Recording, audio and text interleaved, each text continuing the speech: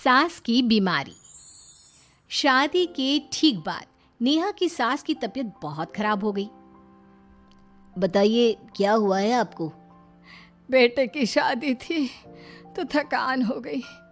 मौसम बदल रहा है तो जुकाम और बुखार हो गया। ऊपर से बहू के घर का खाना पता नहीं कैसा था कि पेट भी खराब हो गया। खाना तो बहुत बढ़िया था डॉक्टर साहब, सारे रिश्तेदार तारीफ कर रहे थे।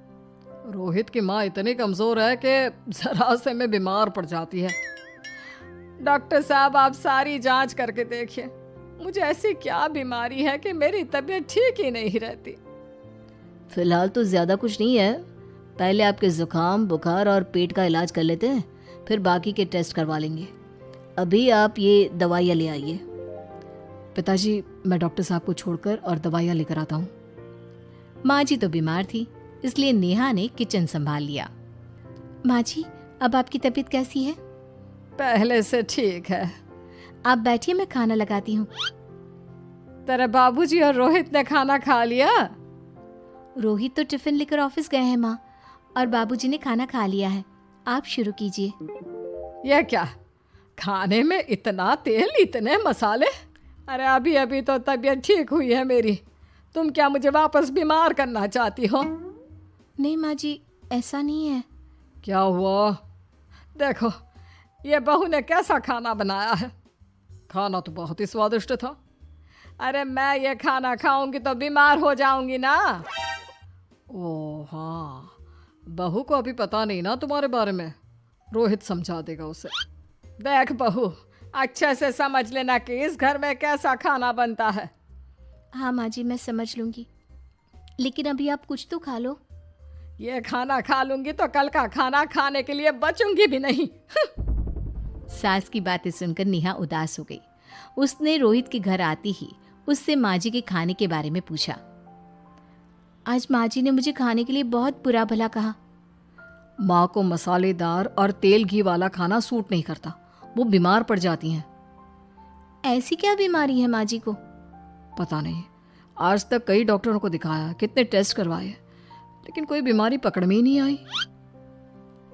नेहा को कुछ समझ में तो नहीं आया, लेकिन उसने अपनी सास के हिसाब का खाना बनाना सीख लिया। माँ जी आज तो खाना ठीक है ना? खाना तो ठीक है, लेकिन ये मुआ रेडियो क्यों चल रहा है इतनी तेज आवाज में? वो माँ जी मैं अकेले काम करते करते बोर हो रही थी ना, तो टाइम पास करने के लिए चला दिया। तेरा इस टाइम पास के चक्कर में मेरा सर दर्द से फटने लगा है। तेज आवाज से मुझे माइग्रेन हो जाता है। सॉरी माँ जी, मुझे पता नहीं था। तुम्हें जब तक सब पता चलेगा तब तक मैं तो भगवान के पास ही पहुंच जाऊंगी। नहीं नहीं, ऐसा मत कहिए ना माँ जी। अब मैं कहीं भूख से ही ना मर जाऊं। खाना मेरे कमरे में रख दो। बेचारी नेहा, उस दिन उसे बहुत दुख हुआ। नेहा तुम रो क्यों रही हो? आज माँ जी ने मुझे बहुत बुरा भला कहा, मैं तो सिर्फ रेडियो सुन रही थी। ओहो, तुम माँ की बातों का बुरा मत मानो, उन्हें तेज आवाज से सर दर्द होने लगता है, दर्द की वजह से बोल दिया होगा कुछ। लेकिन मुझे तो ये सब पता ही नहीं था ना, इसलिए बाबूजी ने मुझे पहले ही फोन करके सब कुछ बता दिया, और मैं तुम्हारे लिए ये हेडफोन लाया हूँ। अब तुम अपने गाने भी सुन सकती हो और माँ को परेशानी भी नहीं होगी। ये सिर्फ एक बात का हाल है, लेकिन माँ को तो हर चीज से परेशानी है। अब क्या कर सकते हैं, माँ बीमार ही इतनी रहती है। लेकिन माँ को ऐसी कौन सी बीमारी है? तुम्हें बताया तो था, किसी भी डॉक्टर को माँ की बीमारी समझ में नहीं आ रही। अब तुम भी ये सब सोचना छोड़ दो, ये हेडफोन लो और अपने पसंद के गाने सुनो। रोहित के गिफ्ट से नेहा की एक परेशानी तो दूर हो गई, लेकिन उसके मन में कई सवाल खड़े हो गए। आज मैं देर से उठाऊं या तुम जल्दी उठ गई? वो माँ जी को कल रात भर सर दर्द हुआ ना, तो जल्दी उठकर उनकी जगह मैंने पूजा कर दी। अरे वाह, अच्छा अच्छा, हे भगवान, ये किसकी करामत है? ये तो माँ जी की आवाज है। चलो चल के देखते हैं। क्या हुआ माँ? अच्छा, यह घर में गुलाब कौन लाया? मुझे नहीं पता, मैं तो अभी उठा हूँ। माँ जी आप कल रात भर सो नहीं पाई, तो मैंने जल्दी उठकर पूजा पाठ किया। घर में फूल नहीं थे ना, तो मैं बाजार से गुलाब के फूल ले आई। नेहा, माँ को गुलाब के फूल की एलर्जी है। अब मुझे ये कैसे पता होगा? अच्छा, तुझे कुछ पता नहीं तो तू वही काम क्यों करती है जिससे मेरी तबीयत खराब हो जाए? रोहित के बाबूजी, ये बहू मेरी जान लेना चाहती है। माँ जी, मुझे ऐसा करके क्या मिलेगा? वो तो तुझे ही पता, लेकिन कुछ तो है। रोहित की माँ, बस करो। बेचारी बहू को कुछ पता ही नहीं है, बस इसलिए उससे गलती हो जाती है। जाओ तुम कमरे में। बहू, तुम रोहित की माँ का बुरा मत मानो। वो अपनी बीमारियों से इतनी परेशान है कि उल्टा सीधा बोल देती है। नहीं नहीं बाबूजी, मुझे बुरा नहीं लग रहा, मुझे चिंता हो रही है माँ जी की बीमारी की। ये बताइए कि माँ जी को ऐसी प्रॉब्लम्स कब से होने लगी? शादी के 6-7 महीने बाद से। बाबूजी, तब घर का माहौल कैसा था? अरे भरा पूरा परिवार था। मेरे बाबूजी, माँ, काका, काकी, मेरे दोनों बड़े भाई, दोनों भाभियाँ, दोनों के 2-2 बच्चे हैं, एक छोटा भाई और एक बहन। सब साथ रहते थे। इतना बड़ा परिवार? हाँ, मैं जब 10 साल का हुआ ना, तब पापा का ट्रांसफर यहाँ हुआ। उसके पहले तक तो हमारी जॉइंट फैमिली ही थी। और माँ जी किस चीज से बीमार पड़ जाती हैं? जब तेज गर्मी हो, ठंड हो या ज्यादा बरसात हो जाए। जब माँ ज्यादा थक जाए, जैसे दिवाली पर घर की सफाई या कोई फंक्शन हो, या ज्यादा मेहमानों के आने से घर का काम बढ़ जाए। तेज म्यूजिक, तेज लाइट या ऐसे कोई तेज स्मेल आ जाए। तो माँ जी की ये बीमारी ठीक हो सकती है। कैसे? सब पता चल जाएगा। आप कल माँ जी की टेस्ट रिपोर्ट लेने जाने वाले हो ना? हाँ। तो सुनिए क्या करना है। अगले दिन रोहित माँ जी की रिपोर्ट्स लेकर आता है।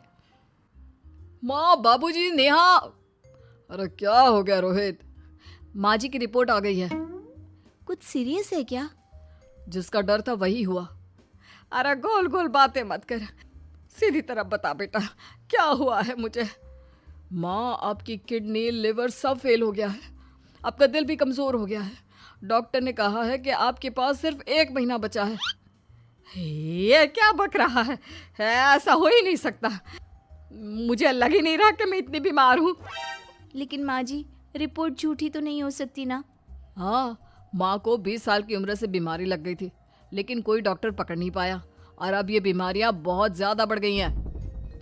हाँ रोहित की माँ, तुम्हें याद है शादी के 6 महीने बाद से तुम बीमार रहने लगी थी। अरे लेकिन वो अलग था, मुझे ऐसे कोई बीमारी नहीं हो सकती।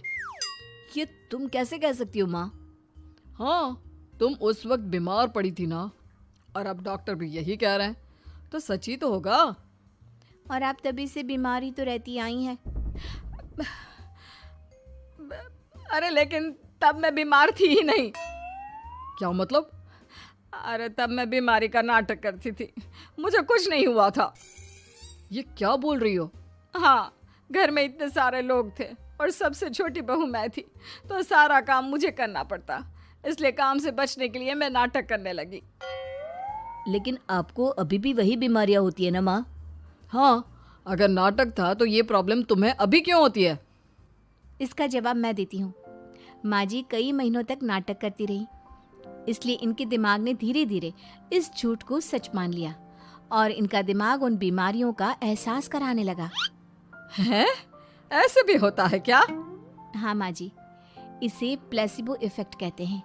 जब आप बात बात पर बीमार पड़ने लगी तो मैंने अपने मामा से बात की जो एक साइकोलॉजिस्ट है। उन्होंने बताया मुझे। तो ये रिपोर्ट्स? मैंने झूठी रिपोर्ट बनवाई थी नेहा के कहने पर, ताकि आप सच बताएं। यानी मुझे कुछ नहीं हुआ? नहीं माँ जी, और आपकी इस प्रॉब्लम का भी सोल्यूशन है। हम किसी अच्छे साइकोलॉजिस्ट को दिखाएंगे और आप जल्द ही ठीक हो जाएंगी। वाह बहू, मैंने तुझे इतना भला बुरा कहा और तूने मेरी जिंदगी भर की तकलीफें दूर कर दी। थैंक यू और सॉरी बहू। अरे मुझे भी तो सॉरी कहो, पूरी जिंदगी तुम्हारी सेवा की है, वो भी झूठ मूठ की बीमारी के लिए। हाँ हाँ, आप भी माफ कर दो मुझे, बस सॉरी। तो इस तरह नेहा ने अपनी सास की बीमारी पकड़ भी ली और ठीक भी कर दी।